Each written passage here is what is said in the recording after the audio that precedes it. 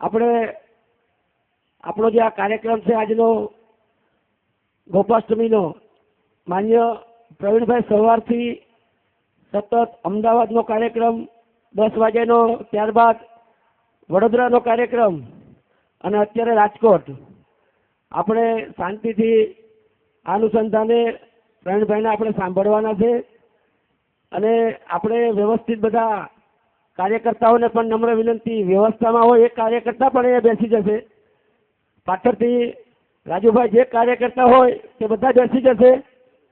ધીરુભાઈ રામાણીને નમ્ર વિનંતી તે ઉપર આવશે.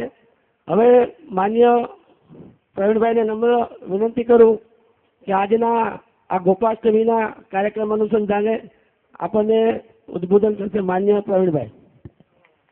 બોલો ગૌ માતા કી. મંચ પર વિરાજમાન પરમ પૂજ્ય જયરામદાસજી મહારાજ, શંકર મહારાજ, વિશ્વ હિન્દુ પરિષદ મહાનગરના અધ્યક્ષ શાંતનુભાઈ, જે સંચાલન કરી રહ્યા છે એવા પ્રાંતના સહમંત્રી ચિમનભાઈ, સંપૂર્ણ ગુજરાતના મહામંત્રી રણછોડભાઈ, અહીંયા ઉપસ્થિત વિશ્વ હિન્દુ પરિષદના બધા જ પદાધિકારી, માતાઓ અને બહેનો, બધાને એક તો વિક્રમના નવા વર્ષની શુભકામના. આજ અષ્ટમી એ શાસ્ત્રોમાં ગોપાષ્ટમી માનવામાં આવે છે અને ગોપાષ્ટમી માનવાનું કારણ એ છે કે આ દિવસે ભગવાન કૃષ્ણએ ગોપાલકોની રક્ષા માટે ગોવર્ધન પર્વત ઉઠાવ્યો હતો ઇન્દ્રના વરસાદના અત્યાચાર સામે. એટલે ગોપાષ્ટમી ગોવર્ધન પર્વત ઉઠાવનારી ઘટના છે, ઇન્દ્રના પરાજયની ઘટના છે.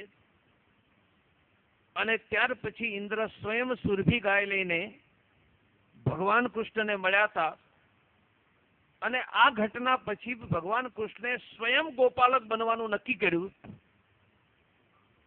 ત્યાર પછી જ ભગવાન કૃષ્ણનું નામ ગોપાલ બન્યું. અને આ ઘટના આપણે ગો પૂજા તરીકે લાંબા સમયથી મનાવતા આવ્યા છીએ. આજે ગુજરાતમાં 132 કાર્યક્રમો અને દેશમાં સેંકડો કાર્યક્રમો વિશ્વ હિન્દુ પરિષદના ગૌરક્ષા વિભાગ દ્વારા આ ગો પૂજા, ગો ઉત્સવના કરવામાં આવ્યા છે. આપણા શાસ્ત્રોમાં સ્કંદ પુરાણ ભારતના તીર્થોનું વર્ણન કરનારું પુરાણ છે. મેં પોતે પણ વાંચ્યું છે. 1000 પેજના 10 વોલ્યુમ, 10,000 પેજ ભારતના તીર્થોનું વર્ણન છે. સ્કંદ પુરાણમાં નથી એવું કોઈ તીર્થ નથી. આ સ્કંદ પુરાણ કહે છે ત્વમ માતા સર્વદેવાનામ, ત્વમ માતા સર્વદેવાનામ, ત્વમ ચ યજ્ઞસ્ય કારણમ,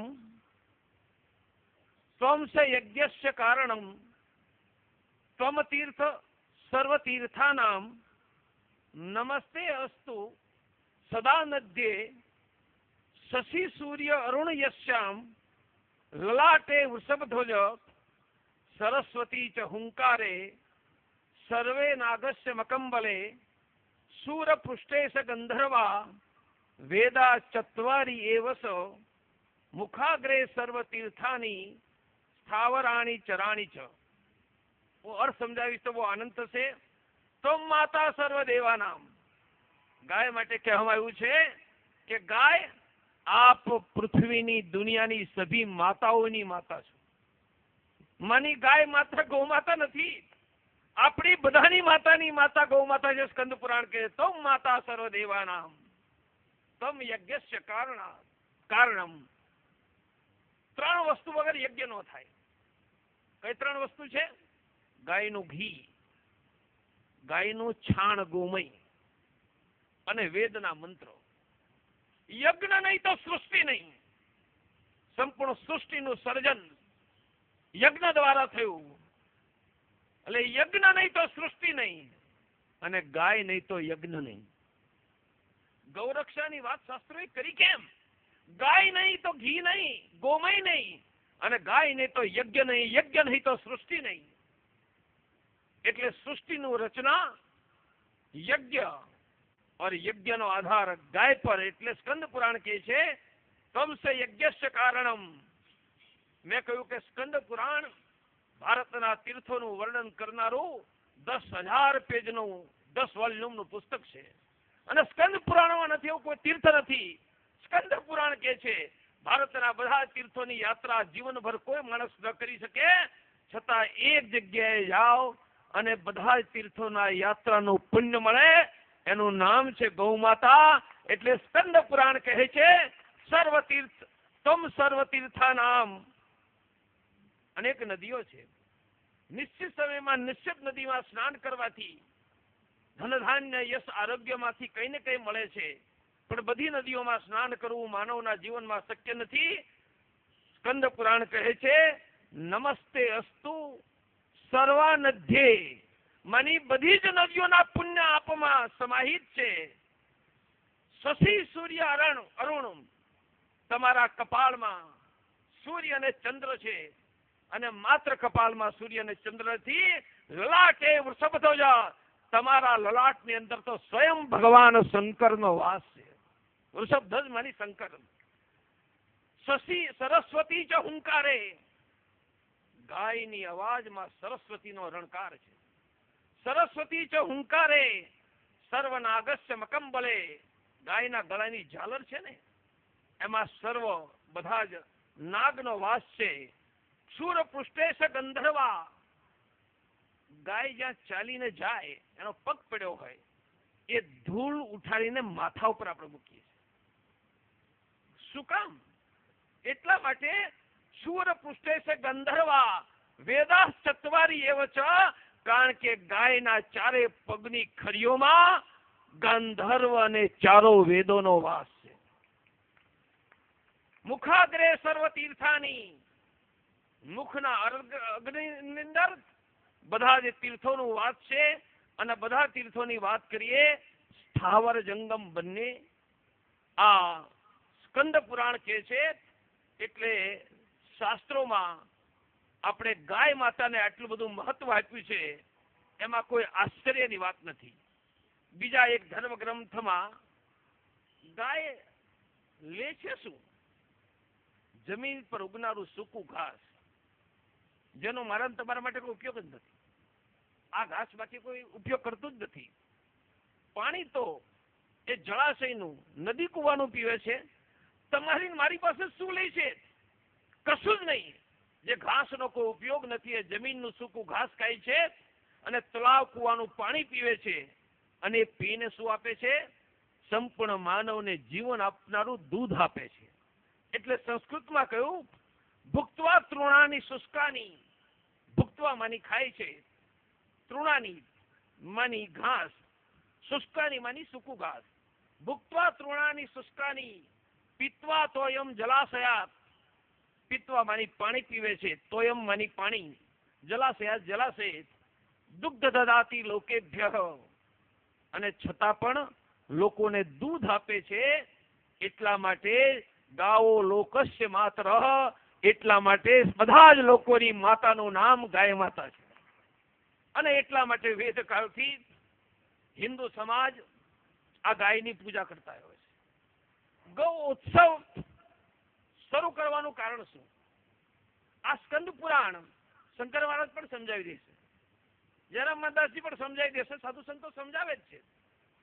હું એનાથી એક આગળની દિશા તરફ લઈ જવા માંગુ છું. ગાય ધર્મનું કેન્દ્ર તો છે જ. એટલા માટે તો ગાયની આપણે પૂજા કરીએ છીએ. પરંતુ ગાય માતા આપણને આરોગ્ય આપનારી માતા છે. આરોગ્યનું કામ વિશ્વના સૌથી પહેલા ડોક્ટરનું નામ રુદ્રપાઠમાં ભગવાન સ્વયં શંકર છે.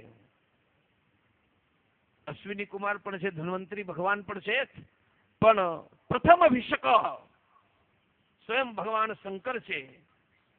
અને એ આરોગ્ય આપવાનું કામ જે રીતે ભગવાન શંકર કરે છે, અશ્વિની કુમાર કરે છે, ધન્વંતરી ભગવાન કરે છે, એ રીતે માનવ જાતિને આરોગ્ય આપવાનું કામ આ ગાય માતા કરે છે. આરોગ્યની વાત તો થોડી થોડી લોકોના ધ્યાનમાં આવી છે. ગાય માતા સૌંદર્ય આપે. સૌંદર્યનો અર્થ શું છે? સૌંદર્યનો અર્થ એક રંગ સાથે છે. કોઈ પણ વ્યક્તિને સફેદ થવાની ઈચ્છા થાય. બીજો, ચામડી રોગવિહીન હોય, મોઢા ઉપર ખીલ હોય, સૌંદર્ય બાધિત થાય. માણસ કાળું હોય કે સફેદ હોય, એની ચામડીની ચમક એને સૌંદર્ય આપે છે. આ ગાય માતા આ સૌંદર્ય આપનારી માતા છે. ગાયના આધાર ઉપર ચામડીના બધા જ રોગો દૂર થાય છે. ચામડીના રોગો દૂર થાય, સ્વાભાવિક રીતે સૌંદર્ય તરફ આગળ વધીએ. પરંતુ એક વાત ભારતને ખબર નથી, ગાય માતા ચામડીના રંગને ગોરો રંગ બનાવે છે. મેં શાસ્ત્રોના આધાર ઉપર અહીંયા બહુ જ માતાઓ બેઠી છે, જ્યારે પ્રયોગ કર્યા ત્યારે ચહેરાના આટલા ભાગમાં લગાવીને જોરાયું અરીસામાં કે એટલો ભાગમાં વ્હાઇટનેસ આવે છે. ગૌમૂત્ર અને કેસરને નિશ્ચિત માત્રામાં મિલાવવાથી જે સાબુ, પ્રાચીન પદ્ધતિમાં સાબુ નહોતા, એ પ્રકારના ઉબટન હતા, એ તૈયાર થાય, એ ચામડીને ગોરી બનાવવાનું કામ કરે છે. માત્ર મોઢું ગૌમૂત્રથી ધોવામાં આવે, માત્ર ચહેરા પર 5 મિનિટ માટે છાણ ગોમય લગ્નનો લેપ કરીને રાખવામાં આવે તો બહેનોને નહીં કહું પણ હું છોકરાઓને કહેતો હોઉં છું કે તમારો ચહેરો ઋત્વિક રોશન જેવો બની જશે. અર્થાત ગાય માતા સૌંદર્ય આપનારી માતા છે. ગાય માતા ધર્મનું કેન્દ્ર છે તો ખબર હતી. ગાય માતા આરોગ્ય આપનારી માતા છે. ગાય માતા સૌંદર્ય આપનારી માતા છે. ગાય માતા સમૃદ્ધિ આપનારી માતા છે. આજે ખેતી ચાલે છે કેમિકલ ફર્ટિલાઇઝર, પેસ્ટિસાઇડના આધાર ઉપર. એમાં તો જમીનનું સત્વ જતું રહે છે. હું જ્યારે કેન્સર શીખવા માટે ગયો ત્યારે કેમિકલ પેસ્ટિસાઇડથી કયા કેન્સર થાય છે વિધિવત શીખવાડવામાં આવતું. અને દેશમાં જે રોગ વધ્યા છે એનું એક મોટું કારણ કેમિકલ પોલ્યુશન છે, અને એનું મૂળ છટાતી દવાઓમાં છે. એનો અર્થ કે તમારી જમીનનું સત્વ જતું રહે છે, તમને રોગ મળે છે. ગાય માતાના આધાર ઉપર ખેતી થાય, ઓર્ગેનિક ફાર્મિંગ થાય, અને ગૌમૂત્રનું કીટનાશક વપરાય. જંતુનો તો ભગાડવા પડે. એ ગૌમૂત્રનું કીટનાશક પડે તો ખેડૂતોનો 1/3 ખર્ચ કેમિકલ ફર્ટિલાઇઝર પેસ્ટિસાઇડનો જતો રહે, ઉત્પાદન 1.5 ગણા ભાવે વેચાય, અને એનો ઉપયોગ કરે. એ વ્યક્તિને રોગ ન થાય, અર્થાત એને આરોગ્ય પ્રાપ્ત થાય. આ સમૃદ્ધિ દેવાની તાકાત ગૌ માતામાં છે. ગૌ માતા આર્થિક સ્વાવલંબી બનાવી શકે. આ મોંઘવારીમાં કોઈ પણ કુટુંબ હોય, નોકરી કરતો હોય કે વ્યવસાય કરતો હોય, ઘર ચલાવનારી બેનને 2-3 હજાર રૂપિયા ખેંચવા પડે, કારણ કે ગેસના સિલિન્ડરના જ 500 રૂપિયા થતા હોય છે, વીજળીનું બિલ 4000 રૂપિયા આવે. એ સ્થિતિમાં કોઈ પણ કુટુંબને 1000, 2000, 4000 રૂપિયા ઓછા પડે અથવા ખેંચીને કરવું પડે.